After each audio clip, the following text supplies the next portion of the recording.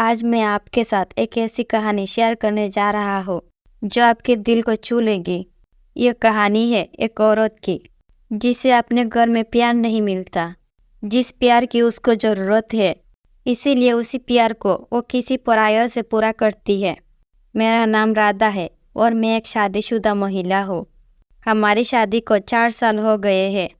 मेरे देवर का नाम विजय है। विजय मेरे पति का कजन भाई है। शादी के बाद जब मैं पहली बार घर गई तो मेरे पति का जो व्यवहार देखा वो बिल्कुल भी अच्छा नहीं था। उनमें रोमांस नाम का कोई चीज़ ही नहीं थी। मुझे मेरे घर वालों पर बहुत गुस्सा आ रहा था, लेकिन मेरे पास कोई रास्ता नहीं था। मेरे पति का एक छोटा भाई है जो कि मेरी उम्र का ही है। वो काफ़ी दिखने में भी काफ़ी अच्छा है और मेरी बहुत केयर भी करता है।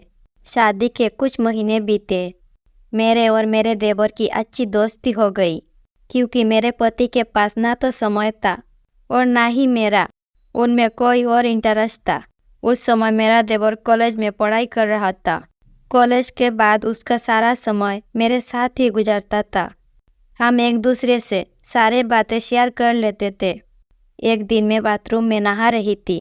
उसी समय गेट पर किसी ने घंटी बजाई। मैंने पूछा कौन, तो उसने बताया कि विजय। इसके बाद मैंने जल्दी में ही सिर्फ टॉवल लपेट कर गेट खोला। मैंने कहा कि आज इतने जल्दी कैसे आ गए। विजय ने बताया कि मेरी तबीयत ख़राब है और मेरा सिर दर्द हो रहा है। मैंने उसे दवाई के लिए पूछा तो उसने मना कर दिया। मैंने उसे कहा कि तुम थोड़ी देर अंदर आराम कर लो। वो मेरे बेडरूम में आकर लेट गया। इसके बाद मैं उसका सिर दबाने लगी। थोड़ी देर बाद मैंने पूछा कि आप थोड़ा आराम है, तो उसने कहा हाँ, मैं बाथरूम से निकली थी इसीलिए कपड़ा नहीं डाला था। फिर मैं कपड़े डालने के लिए उठी तो मेरा टॉवेल नीचे दब गया था, इसीलिए वो खुल गया। मैंने जल्दी से उठाया और दोबारा से बांध लिया। फिर मैं कपड़े उठाए और दूसरे रूम में जाकर पहने। इसके बाद मैं मेरे कमरे में दोबारा आ गई और विजय के साथ ही बेड पर सो गई। मैं दूसरी तरफ मुंह करके मोबाइल चला रही थी। मैंने देखा कि विजय ने अपने हाथ मेरे ऊपर रख लिया। ये देखकर मैं कुछ नहीं बोला क्योंकि मुझे लगा कि उसने वैसे ही हाथ रख लिया होगा। फिर थोड़ी देर बाद उसने कहा कि भाभी, मुझे पता है आप मेरे भाई के साथ खुश नहीं हो और मेरे को चाहती हो, लेकिन कुछ बोल नहीं पा रही हो। मैं आपको बहुत पसंद करता हूँ। फिर वो मुझसे वो चीज़ मांगी। मैं शर्मा गई। वो कहता है कि भाभी, आप इतना क्यों शर्मा रही हो? मैं तो आपका देवर हूँ। क्या देवर अपनी भाभी को खुश नहीं कर सकता?